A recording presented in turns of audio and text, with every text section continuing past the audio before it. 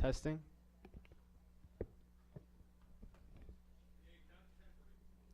1, 2, 3, 4, 5.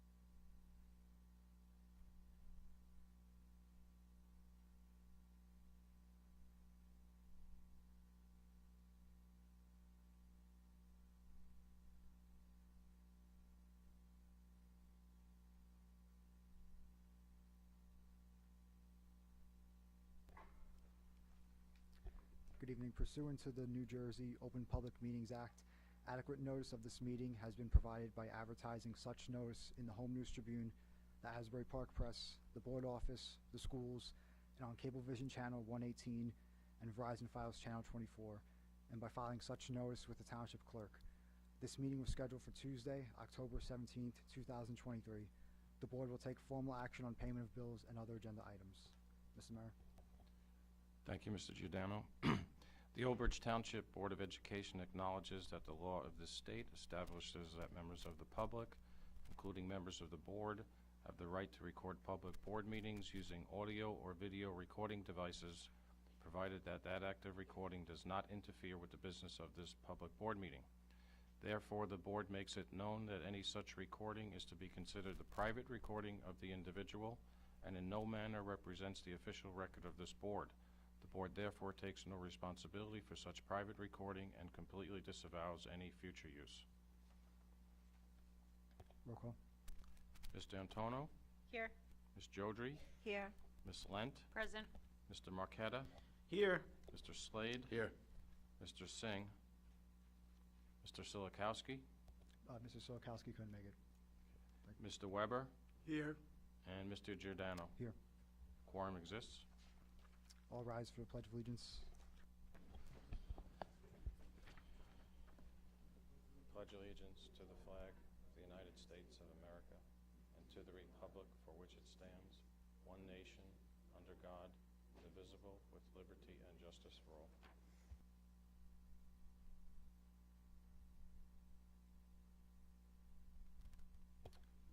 Code of Ethics Corner. The board member will refer all complaints to the Chief Administrative Officer and act on the complaints at public meetings only after failure of an administrative solution. Thank you. Moving on to approval of minutes. Item number 1. Can I have a motion? Lent will move it. Marquetta seconds. Any discussion? Roll call. Ms. D'Antono? Yes. Ms. Jodry? Yes. Ms. Lent? Yes. Mr. Marquetta? Yes. Mr. Slade? Yes. Mr. Weber? Yes. And Mr. Giordano? Yes. Resolution 1 passes. Moving on to the report of the student representative to the board. Hi everyone. I hope you all are having a great week. I'm Nesty, if you weren't here last week. Again, I'd like to thank you for giving me this opportunity to speak. So first of all, Student Senate's freshman and sophomore bingo went really well. Around like 100 students went, and we're hoping to get more for our next bingo in November. We're planning our movie night, which is supposed to take place next week, Friday. Then also we are planning our lock-in, which is scheduled for February. Homecoming was a lot of fun, the dance. A lot of juniors and seniors came to like take pictures and dance with their friends, and it was really, like, decorating was really great. Dinner cruise was also really well, went really well as well. So the seniors, if you don't know what the dinner cruise is, the seniors get on a boat, like, to go see like the skyline of New York City, and it was a lot of fun. Everyone really enjoyed it. The peer retreat, peer classes went up to, I believe, somewhere up north. I don't remember, but and they had an opportunity to bond with their classes. It was a lot of fun. Everyone really enjoyed it. And tomorrow they are starting their freshman Wednesdays, where they go down to the GNC to talk to their freshmen and get to know them. The marching band, the marching knights have been doing great. They got second place in their competition, on their first competition, then first place in their second competition. Right now, they have their home shows scheduled for next Saturday, and they have another home show scheduled for the following Saturday, and then after that is states and nationals. So in Old Bridge, we recently had our president's council, where like presidents of all clubs come down to like a meeting, discuss their plans for the club, and it was really interesting and cool to see like all the different clubs that Old Bridge has to offer, and all the sports, of course, are doing very well, multiple wins, and sadly the fall season's almost over, but they are still getting wins. Yeah.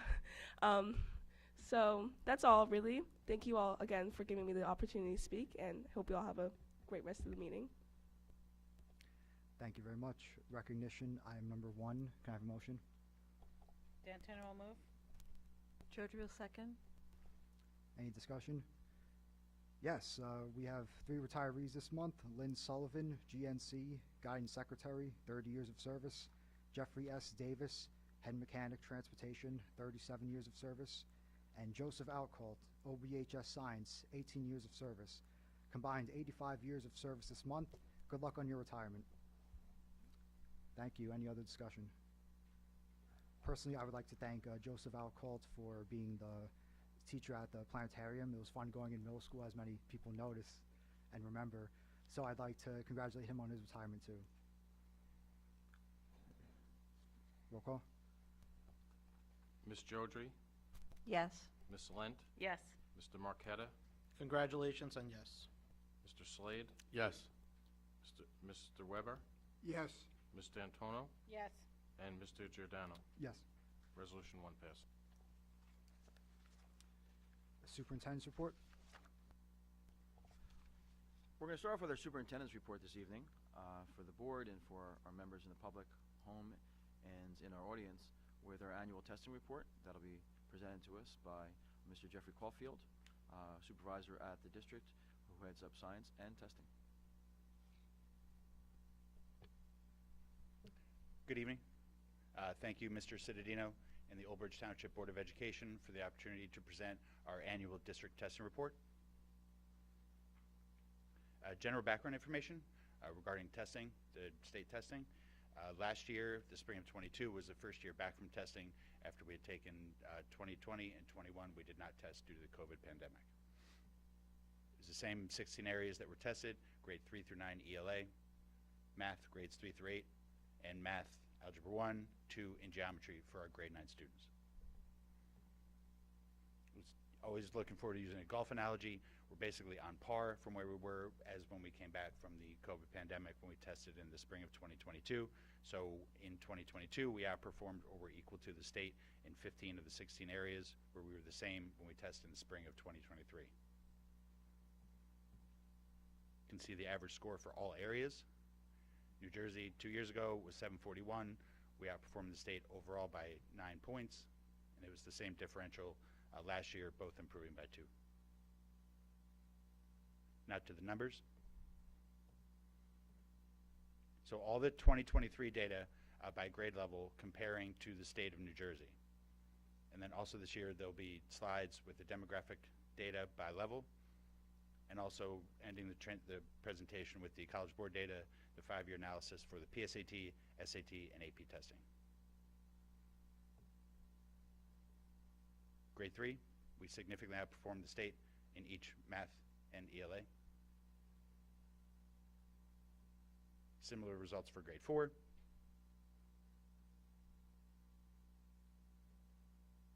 Again, kind of sweeping the elementary level, where in grades 3, 4, and 5, we significantly outperformed the state of New Jersey. Transition to the middle school, you can see in grade 6, outperformed the state in each ELA and math.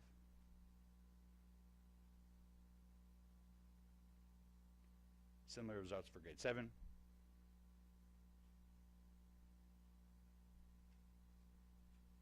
And also for grade 8, we were equal to the state in math, and equal to the state in ELA, and outperformed the state in math grade 8.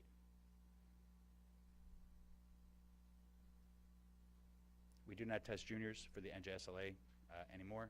So for the grade 9 students, all grade 9 students take the grade 9 ELA, and then grade 9 students either take Algebra 1, Algebra 2, or Geometry. So in Algebra 1, you can see we were also equal to the state. So for Algebra 2 and Geometry, a smaller population of students, we significantly outperform the state in each of those areas.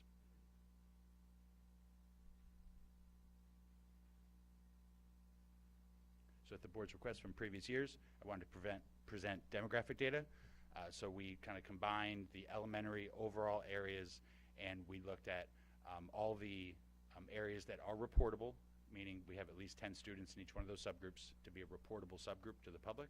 So looking at Hispanic or Latino, Asian, Black or African American, and white.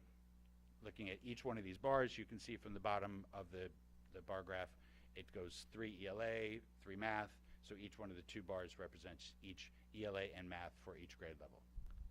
For those of you thinking about it, we'll put this on the district website for those of you at home or in the audience that can't read it as well. So just as a comparison, on the right is the state data for each one of those subgroups, so you can kind of just get a comparison of where the state was for each one of those areas that were tested. The middle school level shows similar demographic distribution. You can see the same subgroups here, including economically disadvantaged and students with disabilities.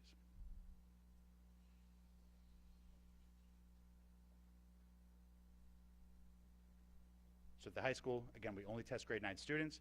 So some of these bars that are missing here are because there are too few students to report for that particular subgroup. So we only report if there are more than 10 students in that subgroup. So for example, like the Hispanic or Latino, the algebra 1, we don't have enough of those students in that subgroup to report the data. So that's why some of those bars are missing.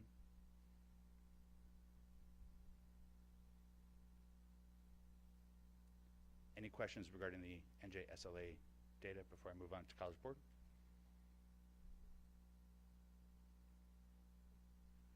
So for the College Board historical data, again, thank you to the Old Bridge Board of Education for supporting the PSAT for the last 11 years. I think it's a great opportunity for our students to demonstrate where they are. Very early in high school, we do administer to grade 9 through 11. This year, worthy of note, the College Board is transitioning to digital assessment. So for the first time, the PSAT will be administered in a digital fashion here in Old Bridge on October 24th, with the transition to the SAT that will begin in March for all students nationwide. We'll take a digital SAT at the beginning of this March.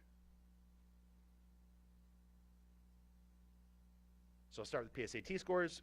Again, we did not administer the PSAT in the fall of 2020 due to the pandemic. So the PSAT results are actually pretty stagnant. They've been pretty consistent, I should say, over the years. So EWR is what you would formerly recognize as verbal. It's English, writing, and reading.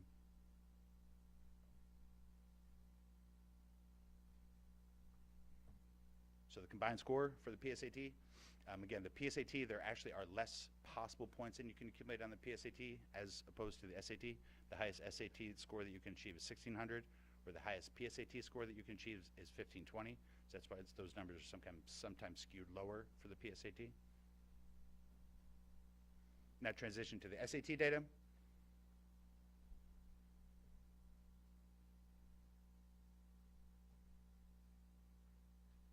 In SAT math, again, there's subtle fluctuations that have always happened here. There was a spike in the improvement as soon as we began to administer the PSAT here. And the SAT combined, meaning the EWR and the math totals.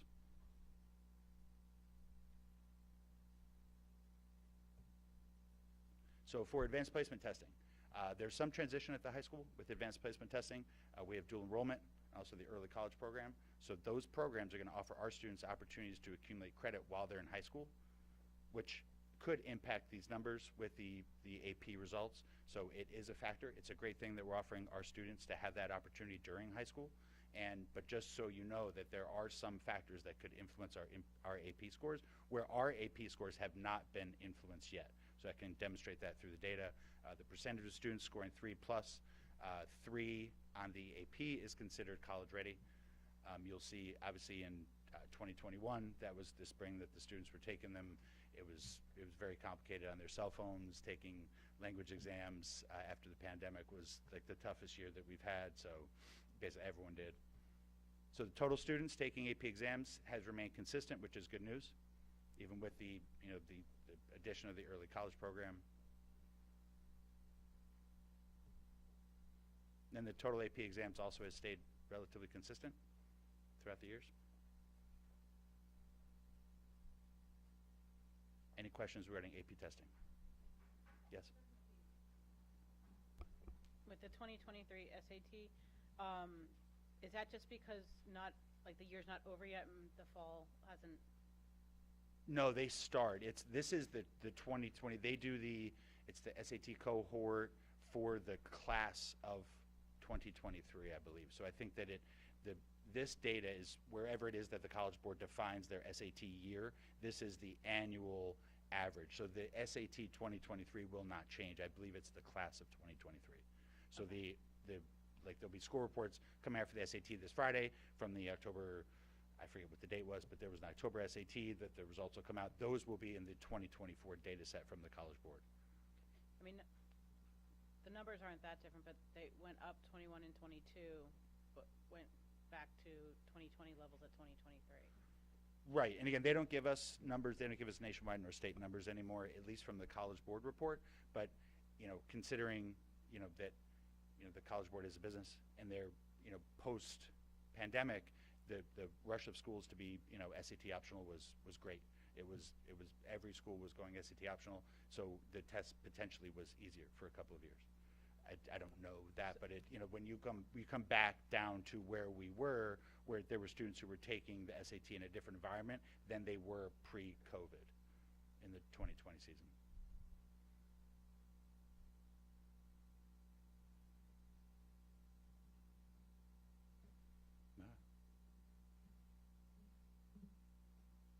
So this concludes the annual testing report. Thank you very much, Old Bridge Township Board of Education, for your support through the years. And any other questions, I'm available. Thank you. Thank you very much. Progress towards goals? Well, I think it's interesting, and I want to commend members of our board. We had 4 board members who went with the administrative team on a tour of Old Bridge in our buses, kind of taking the routes that some of our students would take on a school bus. Ms. Jardry, Ms. D'Antono, Mr. Slade, and Mr. Solikowski.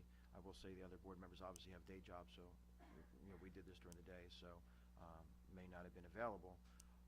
But it's a great opportunity to see some of our schools and our classrooms where space can be challenging, the student needs can be challenging, and our staff and our teachers and our paraprofessionals working very hard to meet the needs of all of our students. I think definitely our board members came away with an appreciation for that, and the work that our transportation department does is second to none. So it was great to have that opportunity. We also did take a look at some of the construction that's going on in the district and in our community. One was the project where the new ShopRite is going in on Route 9 behind there, rather large community. Those students in elementary are currently slated for Madison Park. We've had 30+ students already enroll from those houses. 10 are right now in the process of registering. So in the course of this year, probably get close to 50 students by I would say probably our holiday break, winter break, just from that development, and there's much more construction going on. We had our enrollments come out today. For the first time in a long time, all of our elementary schools are above 200 students. Even some of our smaller ones that had less students, they're all above 200, and that's on par with the demographer's report that says the growth in students will start at the elementary levels and then work their way up towards the middle and high school levels as those keep coming. The Alfieri project is over by Memorial Parkway, or over by closer to Memorial School, between there and the park and the Garden State Parkway. They haven't even broken ground yet, but again, another significant plot of property that's going to have many homes and residences that promises to bring in more children on that side of the school district. So much to look forward to, and I want to thank our board members for being part of that project as we see our district grow and meeting the needs of our students.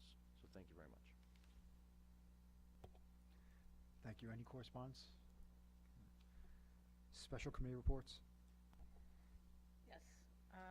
The CARE Committee, Community Awareness, Relations, and Engagement, met, and we were discussing the different district calendars. For example, the homecoming dance was on the same night as the middle school open house, so that was a concern for some parents. So we were discussing on ways to help the district and what our possibilities are on our website of trying to have, whether it's multiple calendars or one calendar or whatever. So we're going to continue that discussion in November. And the DEI committee met right after the CARE committee, and we discussed creating a climate survey. It was something that we've continued working on from last year, so that was one of the things that we decided that we would that we would deliver, and we are still in process of doing that. Our next meeting is November 1st. Thank you. Anyone else? Ms. Jodry, have you given that date to Joanne for advertising? As soon as we leave this meeting. Okay.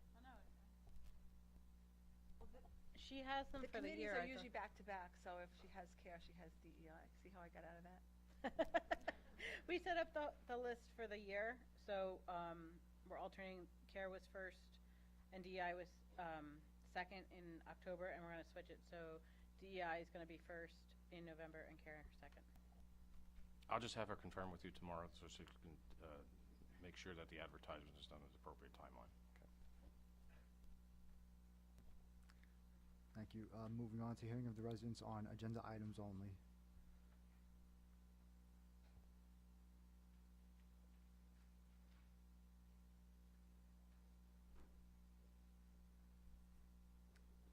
Andrew Lewis, OBEA. I'm joined with Ms. Carol Fiore and Ms. Janice Liddy, teachers at Grissom Elementary School. Speaking on finance item number 12, says move the board accepted the donation in the amount of $500 from the Old Bridge Education Association to Grissom School to be used at the discretion of the principal.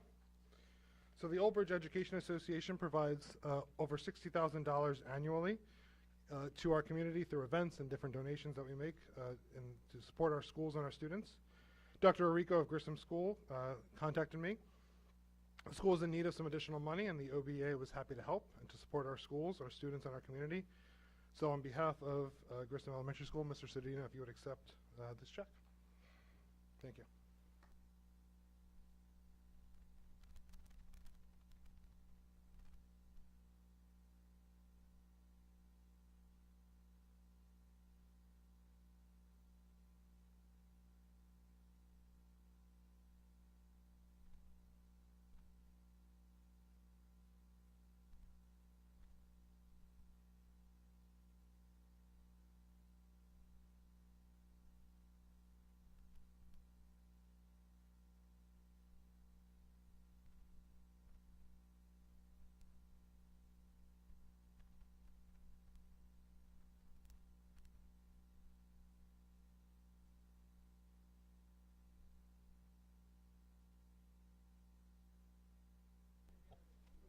No, really. Thank you to the OBA for helping out our students in that community.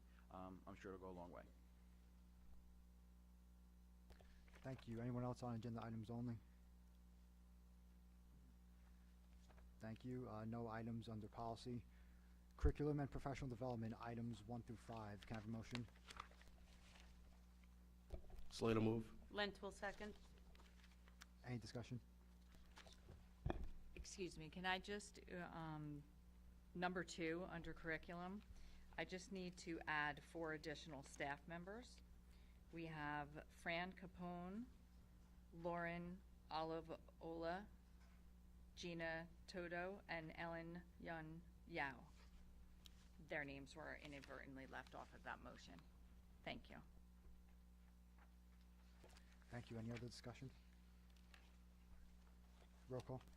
Mr. Marqueta? Yes. Mr. Slade? Yes. Mr. Weber? Yes. Mr. Antono? Yes. Ms. Jodry? Yes. Ms. Lent? Yes. Mr. Giordano? Yes. Resolutions 1 through 5 pass. Finance items 1 through 16. Can I have a motion? D'Antona will move. Marqueta second. Any discussion? Roll call. Mr. Slade? Yes. Mr. Weber? Yes. Mr. Antono? Yes. Ms. Jodry? Yes. Ms. Lent? Yes. Mr. Marqueta? Yes. And Mr. Giordano? Yes. Resolutions 1 through 16 pass. Athletics items 1 and 2. Can I have a motion? Marqueta moves it. D'Antona will second. Any discussion? Roll call. Mr. Weber? Yes. Mr. Antono? Yes. Ms. Jodry? Yes. Ms. Lent? Yes. Mr. Marqueta? Yes. Mr. Slade? Yes. Mr. Giordano? Abstain 1, yes for 2. Resolutions 1 and 2 pass. Non-certificated personnel office items 1 through 3. Can I have a motion? Lent will move it. Jodry will second. Any discussion? Roll call. Ms. D'Antono? Yes. Ms. Jodry? Yes. Ms. Lent? Yes. Mr. Marqueta? Yes. Mr. Slade? Yes. Mr. Giordano? Yes. Resolutions 1 through 3 pass. Excuse me, Forgot Weber. I don't get the vote. Mr. Weber, apologize. Yes. Resolutions 1 through 3 pass. I was wondering why everybody was looking at me, so I was... Non-certificated personnel operational items 1 through 4. Can I have a motion? Lent will move it. Jodry will second. Any discussion? Roll call. Mr. Weber? Ms. D'Antono? Yes. Ms. Jodry? Yes. Ms. Lent? Yes. Mr. Marqueta? Yes. Mr. Slade? Yes. And Mr. Giordano. No for 2A, yes for the rest. Resolutions 1 through 4 pass. Non-certificated personnel other items 1 through 10. Can I have a motion? D'Antono will move. Jodry will second. Any discussion? Roll call. Ms. D'Antono? Yes. Ms. Jodry? Yes. Ms. Lent? Yes. Mr. Marqueta? Yes. Mr. Slade? Yes. Mr. Weber? Yes. Mr. Giordano. Yes. Resolutions 1 through 10 pass. Certificated personnel items 1 through 14. Can I have a motion? Jodry will move. D'Antono will second.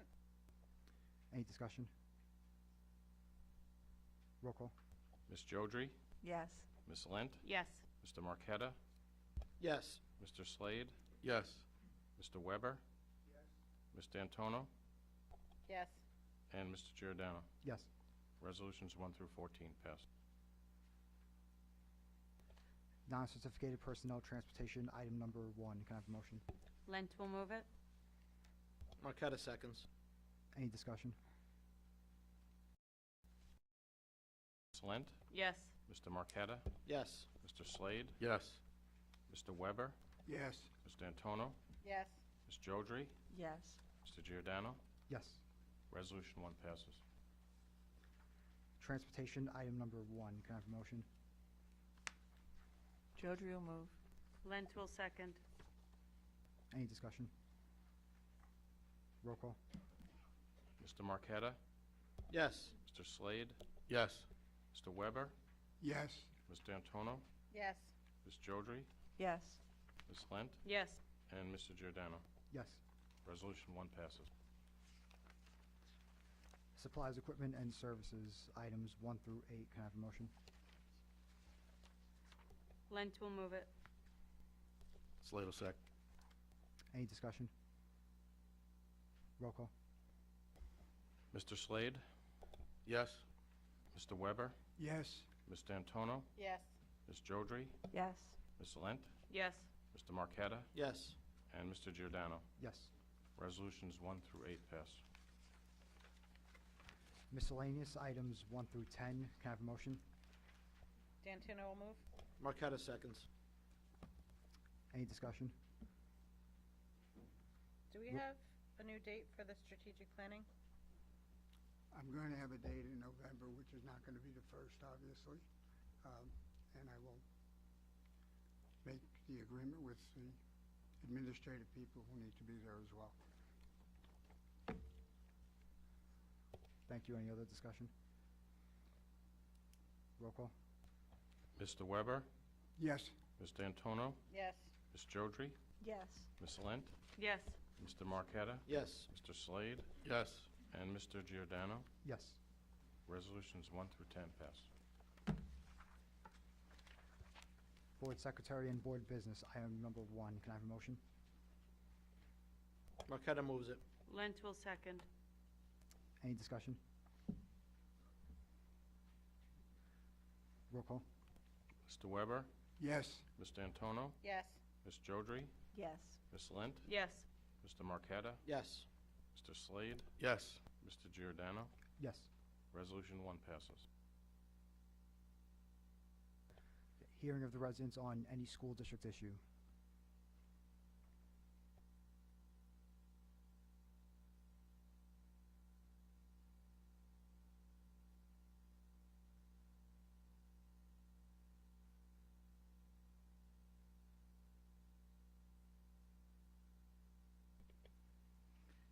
My name is Kim Costain, resident and treasurer of the OBEF. I'd like to call up here with me Jay Slade. He is the vice president of the OBEF, and Stacy Pitts, she is the secretary of the OBEF. The OBEF ran this year's district-themed t-shirt sale, the Ohana Over Everything. It was a very, very successful sale, and even before the Hawaii firestorms began, Dr. Hoker and Mr. Citadino already had the Ohana theme. So once those firestorms started, it was just appropriate that some of the sales of the t-shirts go back. So I'd like to present Mr. Citadino with a check for $655. It's $1 for every shirt that we sold, which is an incredible sale. We brought in almost $14,000 with this sale this year. So I'd like to thank everyone who purchased this shirt, and thank you. Next time you get to wear it is November 1st. Thank you. Thank you, Ms. Costain. You can, look, just want to add before I come over there that administratively through sales of Lays and so forth, we have additional funds, I think around $270. So it'll bring us close to the $1,000 mark that we can send to the people of Maui. So thank you. Wonderful. Thank you.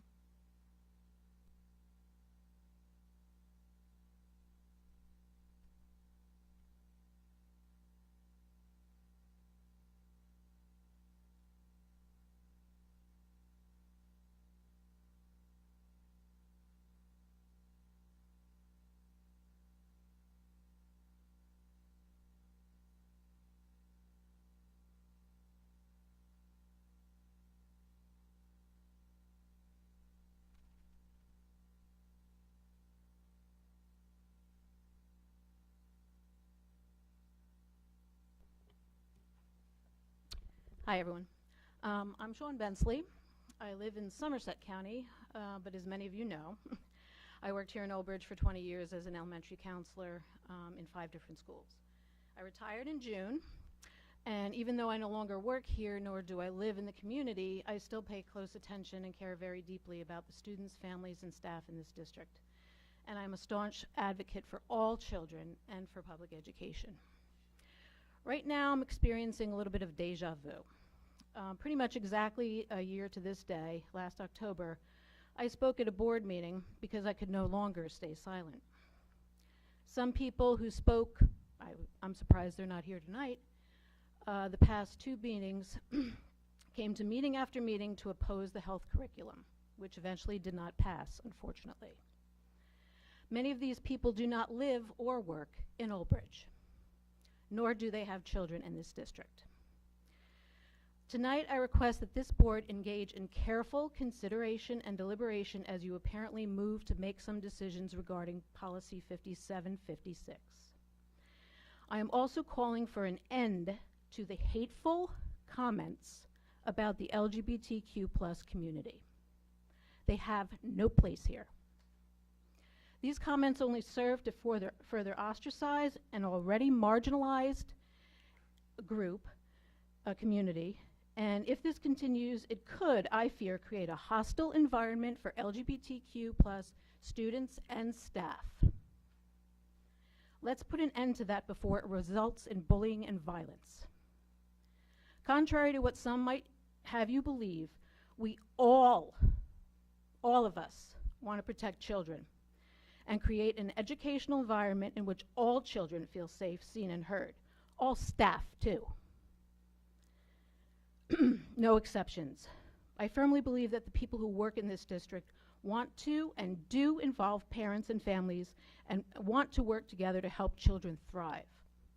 Unfortunately, under the guise of parental rights and protecting children, some people, for the past couple weeks, and maybe even tonight if they get up here, and many of the groups involved in these issues have created a very polarized us versus them atmosphere. Instead of coming together to have productive discussions and to collaborate on a very complex issue, some people stoke fear, spread misinformation, and fail to propose solutions.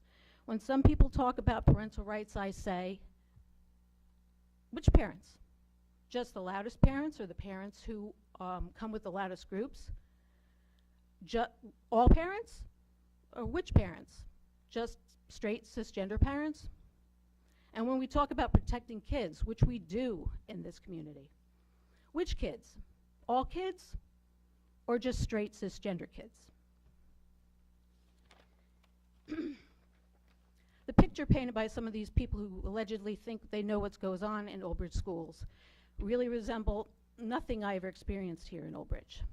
What I experienced was I've worked with hundreds of kids, and seeing an acceptance of diversity, it had such a positive impact on children.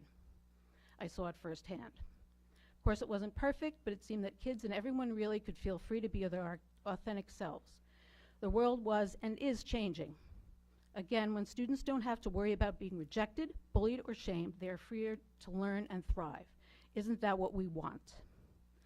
Policy 5756 was drafted in 2015 to protect the rights of transgender students who may fear being outed to their parents or whoever in their life that they fear. And it seems like, based on last week, is the district now considering overturning this policy? Has anything awful happened in Old Bridge regarding this policy? I don't think so.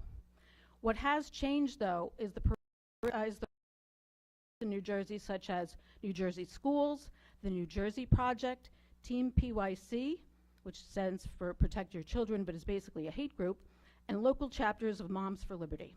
I don't want to really give these groups any publicity, and actually some members of, some people in this room are members of those groups. But if you check out their web pages, you will see that sometimes they post pictures of and identifying information about school staff who are either LGBTQ+ themselves or protect the rights or provide safe spaces for those children. I'm going to finish.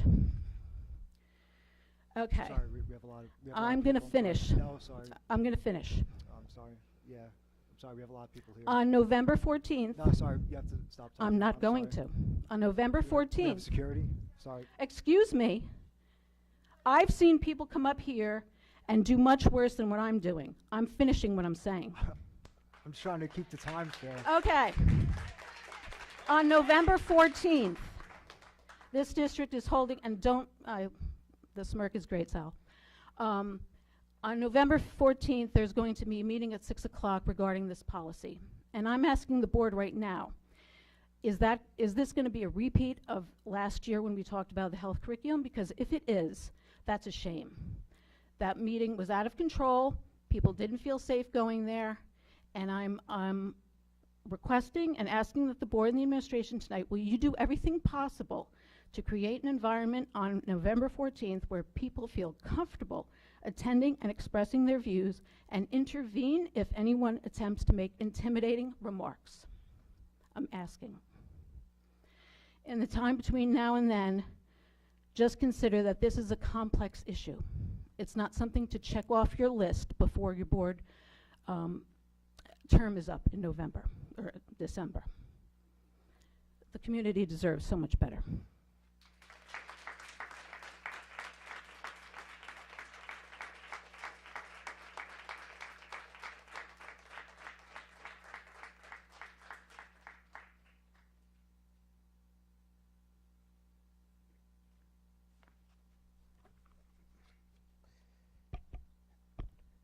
Good afternoon, ladies and gentlemen. My name is G. Chakraborty, Old Bridge High School class of 2014. I'm here for more or less the same reason as the speaker before me. I too am deeply concerned about the protection of some of the most vulnerable people in our community.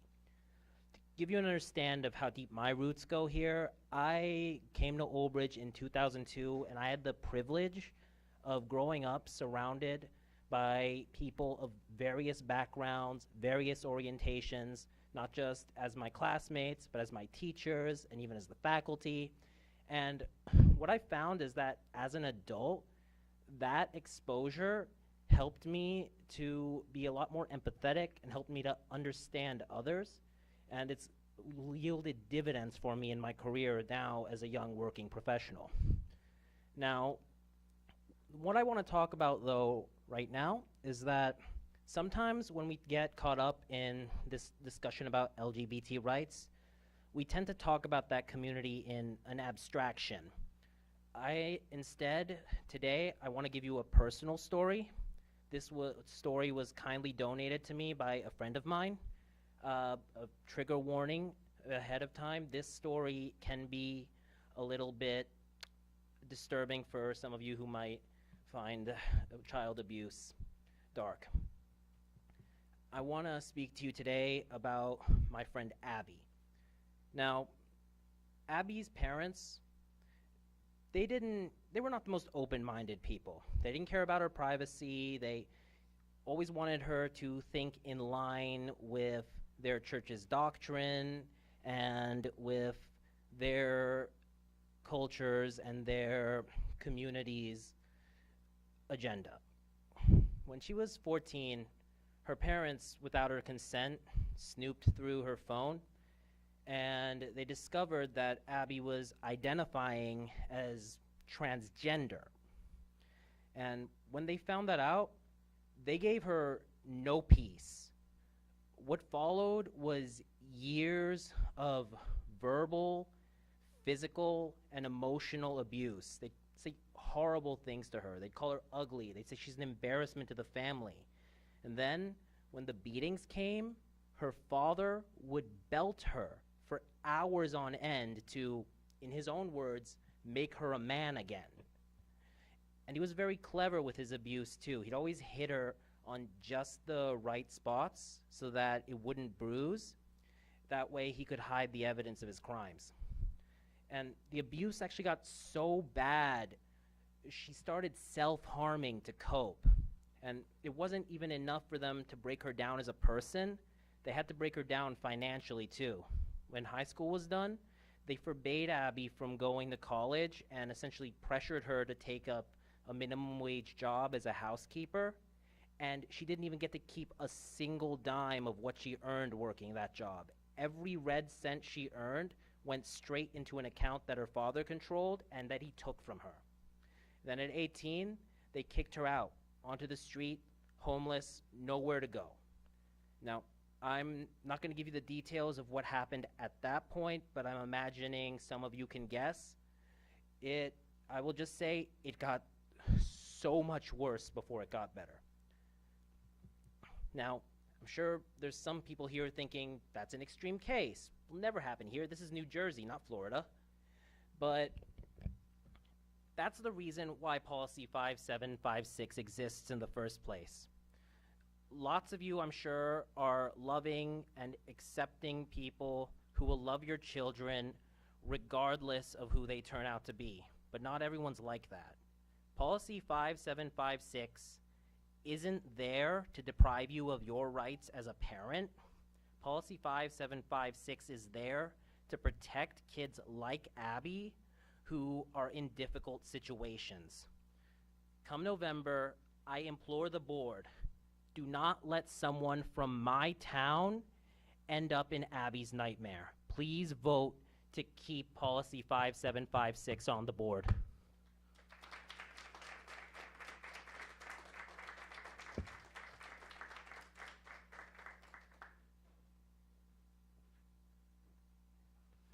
Hi, everyone. Thank you for allowing me to speak. Thank you to the board. Thank you so much for sharing Abby's story. Very much. That's wonderful. You just have to state your name. Oh, sorry. My name is Amy Callista. I live in Matawan. And I'm here to talk about Policy 5756, the reasons why I support it. So I have a wife, 3 beautiful kids. That will soon go to Shepherd Elementary High School, or elementary school, sorry, and I'm part of the LGBTQ+ community.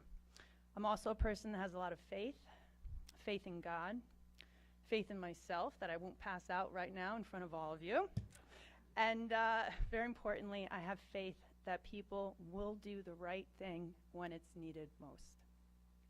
So last night, my 5-year-old daughter, she was up in the night with a sore throat. And, you know, parents, you know the drill. You have to shift everything the next day, take them to the doctor. And probably where they're just going to get even more sick, right? But we're in the car, and I mentioned to her that I'm going to be speaking tonight. So she asked me what I was going to talk about. And, you know, now I'm thinking, I got to explain this 5'7", 5'6" policy to a 5-year-old. So I said, I'm trying to get a person to imagine what it's like to be in someone else's shoes. Would they see things differently? My daughter then tells me, that's silly, Mommy. The shoes wouldn't fit. And, you know, like some of you, I thought it was pretty funny. But then I took in the painful reality that she was right. If the shoes didn't fit, well, then most people would jump right back into their own shoes and quickly forget about their experience in someone else's. So let's face it, wearing your own shoes feels normal and safe. Who wants to purposely make themselves uncomfortable? Well, tonight, the board, to pretend you're wearing 6-inch heels. Yes, I said it. And if it makes you comfortable, you could be wearing 6-inch manly heels. And the purpose of this is because I want to try to make you as uncomfortable as possible, where you're brave enough to try to experience what it's like to be a child or young adult that identifies as transgender. You need to imagine that your gender identity or expression does not match the gender that you are assigned at birth. You know this in your heart and soul. Now imagine you haven't told anyone about being transgender. Are you ready to tell your parents first? Maybe, if you were sure that parents were going to be supportive and have a positive reaction. Maybe, and the reality is, most transgender kids, they don't receive a positive reaction. You'll see a sad, worried face, maybe a look of betrayal, or it might be a very angry, enraged face staring back at you. To not get support, kindness, or some kind of positive reaction after bearing your soul to someone is damaging to a child's mental health and psyche. It can cause more severe depression, darkness, and pain. It can quickly lead to suicidal thoughts, and you know what comes after that. A recent NIH PubMed on suicidality among transgender youth quotes, data indicates that 82% transgender individuals have considered killing themselves, and 40% have attempted suicide. People are saying policy 5756 is about the parents and their rights, but the focus needs to be on the lives of transgender kids. I'll ask the board just to do me one more favor. Step into the shoes of Michael N., who was brave enough to share his story with me. Michael quotes, as a transgender individual, I can share firsthand the complexities of publicly identifying one's identity, especially to parents. When I realized my transgender identity, I found it easier to come out to my peers and adult mentors, such as teachers. Students need to have the right to safely and confidentially confide in their teachers and school officials. It is crucial to understand that respect for privacy and consent in matters of gender identity does not undermine the important role that parents play in a child's life. Rather, it recognizes that every child's journey is unique, and some may need time and space to navigate their gender identity before sharing it with their families. This policy is in place because the transgender youth need protecting. I'm here today so my kids can be proud of me. I'm asking you to make your kids proud. Ask them how they feel about this policy. Educate yourself on the struggles and hardships that transgender kids have, and learn and understand why the LGBTQ+ community and allies feel so passionate about this policy. Let's work not to add yet another burden, another challenge that transgender kids have to endure. Life is hard enough, isn't it? Imagine your life. Now imagine theirs. Step into their shoes and decide if it's okay to rescind this policy. I hope you will be brave enough to do the right thing when it is needed most. Thank you.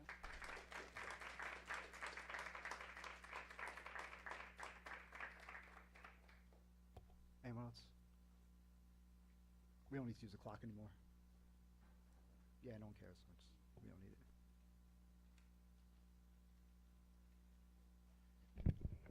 Hi, everybody. Scott Mazzella, Public Relations Coordinator for the district and a teacher. Everybody who spoke tonight is remarkable. You should give yourselves a hand. It's pretty hard to come up here and do that. So, last week, as well as last month, folks from our region came up to this mic to speak to a board policy they disagree with, which of course is their right to do. While not all from Old Bridge, these are citizens of good faith, strong convictions, and proven tenacity. I have no doubt that they came up here to speak with the utmost sincerity and with the true drive to do what they feel is their duty to their conscience and to their heart. But there are times when even the most well-intentioned of acts cause unintended results, unjustified phobias, irrational fears, unexpected polarization, and even fierce divisions among our community. They end up causing more harm than good. We have heard people speak to problems that are magnified by people within their sphere, causes they are convinced and compelled to fight for.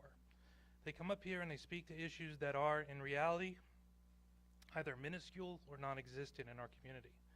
Yet they create a narrative of falsehoods using scare tactics and talking points and using words like indoctrination, and last week we heard the word communism, to describe some of the ways we do things around here.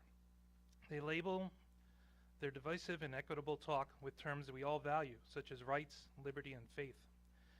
But it doesn't take much digging to see that the blanket of terms they use doesn't match the agenda they seek. What value do we see in exclusion? Oh, excuse me. I swear my allergies. Every single time I come up here, you're hiding something. We are a wealthy district.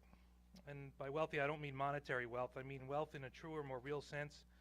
Rich in diversity, rich in passion for education, rich in willingness to take risks, rich in willingness to not be perfect. Thanks. But to allow mistakes to nourish us and to make us better people. In this district, our diversity is our strength.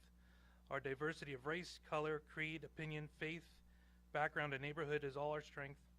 We live that strength every day, and when our children, who are unique in so many ways, sit side by side and help each other learn and grow, they develop friendships and trust.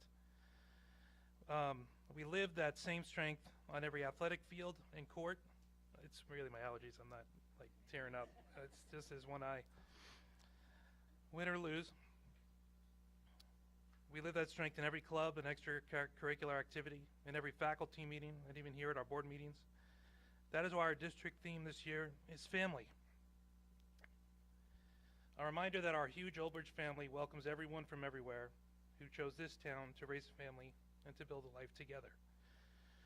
So to the board members and to everyone out there who cares about our school district and about our town, when you make decisions from board to ballot box, always ask yourself if that policy, that decision, or even that person is in this for our ohana, our family. Or are they in it for something else? Is it really for our kids, our students, our families, our teachers, our coaches, our paras, our specialists? Seriously, this like, I can't believe that. Our administrators, our custodians, our bus drivers, our maintenance crews? Or is there time here being used to create a talking point or some political placard or news show, or for some political purpose, some other cause, for some other talking point or for some political gain outside of our family? At that point, you decide how to proceed. It's your right to do that. But remember the good we do here every day. Think of that mountain we continue to climb. I mentioned it last year when I did that presentation with the video. This mountain we all climb together, and please try to prevent any group or any person from chipping away at the base of that mountain. Here we look out for each other as we climb together. So thank you. And we got to fix this podium. Okay.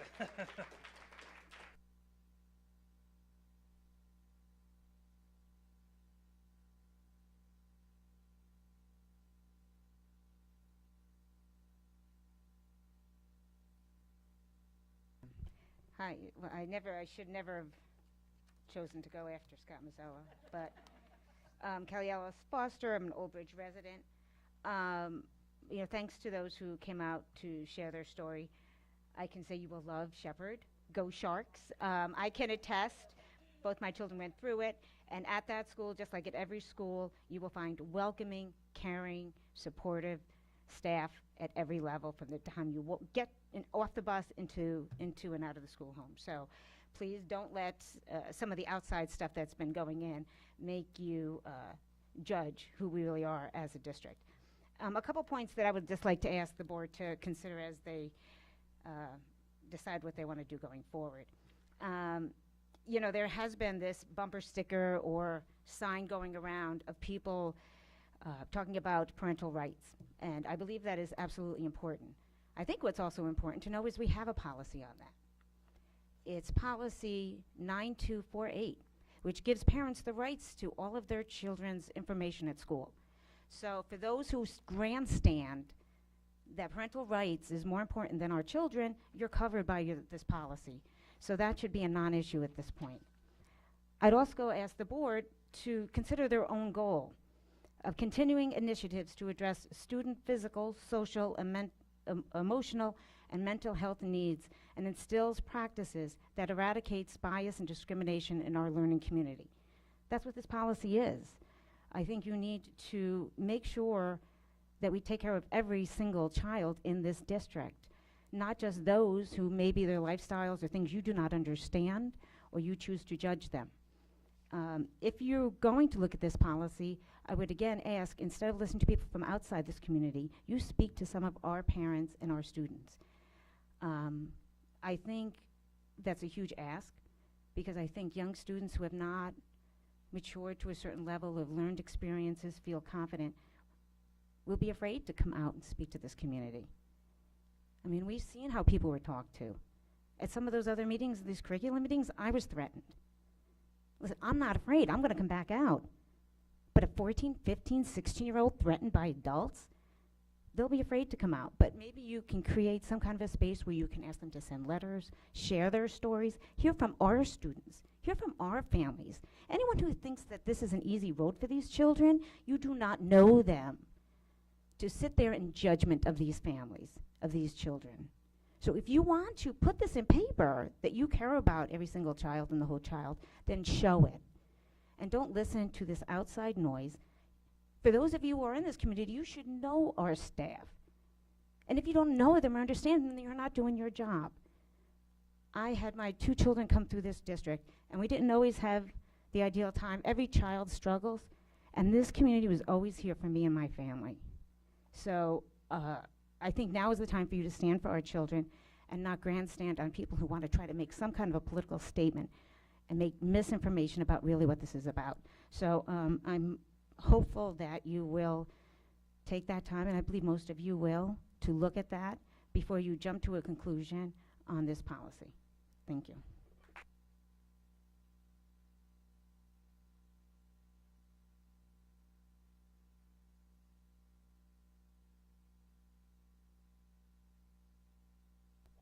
Last call. Okay. Mr. Zedino?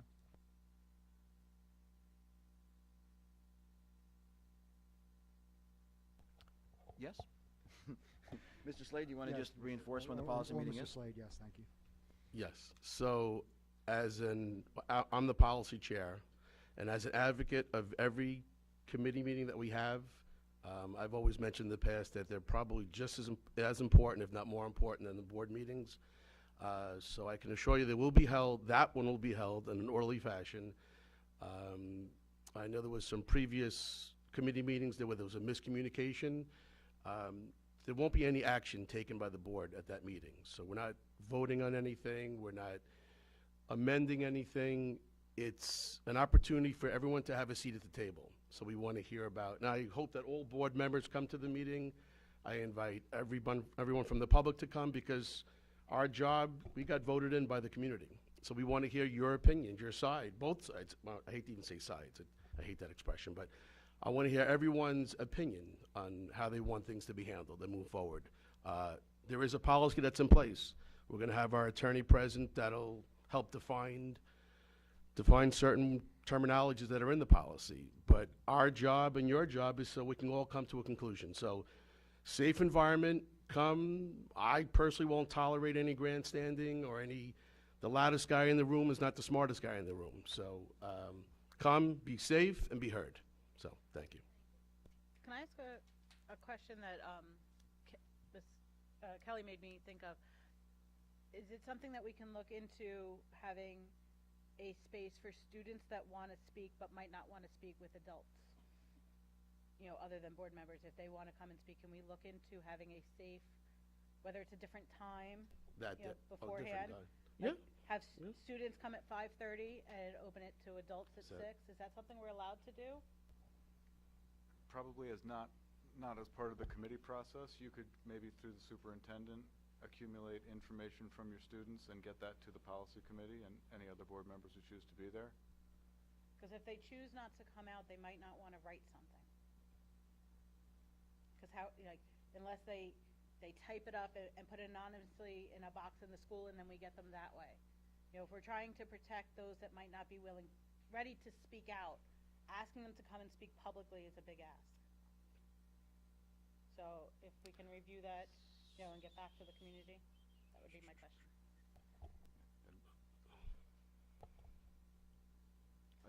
My concern is I don't want to violate the Open Public Records Act in meetings, and you have to have the meetings in public if it's an official board meeting. Yeah, but you can do it by the same format as correspondence. You know, we don't usually get correspondence to these meetings. Right. But you could have things submitted, and if they're anonymous, they would carry less weight, obviously, just like if we get an anonymous complaint on any other subject. But I'm saying we can't have a separate meeting for only students to attend. Correct. Unless it's with administration and not a board event, because then, yes, then it becomes a public event. Can we set a box up in the schools if students want to drop an anonymous letter in that we can read? All right, just review it. You don't need to answer now. I know I put everyone on the spot, but just some concerns. Any other board members? So, Mr. Slade, so we're saying the meeting is on November 14th at 6 p.m. and it will be held in the cafeteria? Did we agree to that, Dave? Is that Just- Dave, that's the Yes, at the 14th definitely, and the cafeteria at 6 p.m. Thank you. In the High school. On the outside chance that those 90 minutes aren't enough, we will be continuing that discussion in the agenda meeting that's that night, also with no action to be taken. And then if the board chooses to take action of any sort, the first possible time for that to happen would be on Tuesday, the 21st. And that's not to say that the board would have to do it. If there's more discussion to be had, that's up to you. I just want to be clear on the two items. The meeting will be in the cafeteria. One, we used the library last time. It's not available right now as we're still finishing up some construction project there. And so we'll have it in the cafeteria. And similar to the setup we did for the State of the District meetings where 50, 75 semi-chairs, closest stage, the board will be on the stage. At the conclusion of that meeting, the board is going to leave there and come here for the agenda meeting, because that has to be televised, and the policy meeting does not get taped or televised. Just to Ms. D'Antona's question, my concern about the anonymous box type of thing, my heart says, yeah, we could do it, but then I also don't want to have a box in an unsecure area where a kid pours his heart out into a box and a letter, and then somebody else takes the letter out of the box and posts it all over the school too. So I want to protect our students first and foremost. Also, just in terms of process, so you don't throw things at superintendent or the board president, throw them at me. We want to hear from everybody. You know where this is going. The 5-minute limit is there, and at this policy meeting and at the next Tuesday's meeting, we're going to try and enforce it as to everybody because we want to hear from everybody. And if we let everybody go 17 seconds or 30 seconds long, everybody else loses time. So it's going to be a time constraint because there are lots of strong feelings on all sides of the issue. So we are going to try and enforce that. Please work with us to do that. We promise we will do it equally. Sal, I'd like to say something. Yeah. So next month, as Mr. Slade said, we're going to have a policy committee meeting and discuss policy 5756.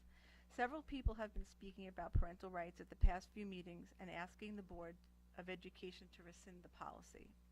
They've come as parents, grandparents, guardians in the community to speak at to consider their views regarding this policy.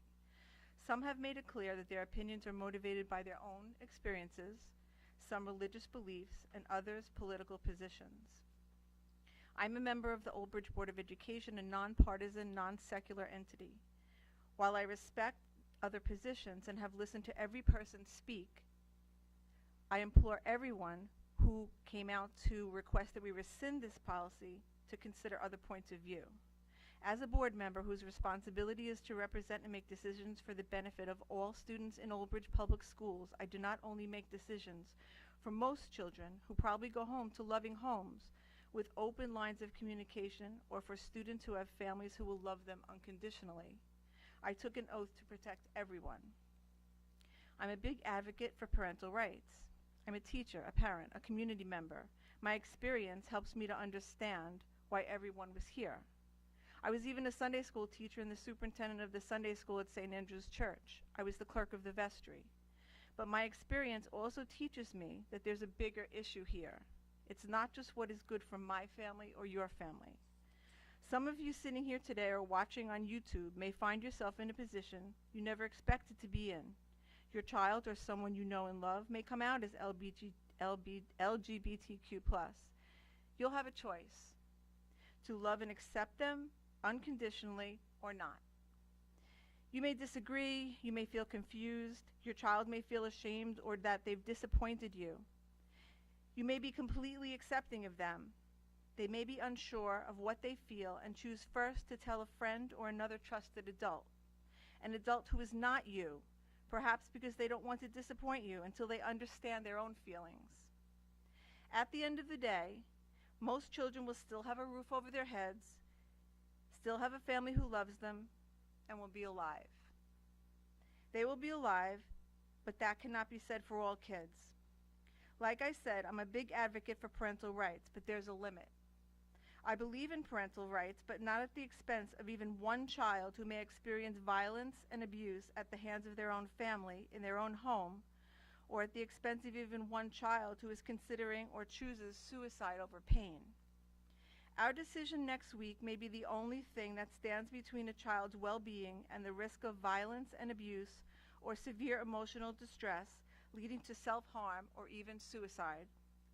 I'm asking you and my colleagues on this board to take this week and think about all students of Old Bridge, beyond your own circle and maybe even your own personal beliefs, and consider the potential harm that could come from an overly broad interpretation of parental rights, and instead consider a position that ensures the safety, well-being, and diverse needs of every student in our district. Thank you.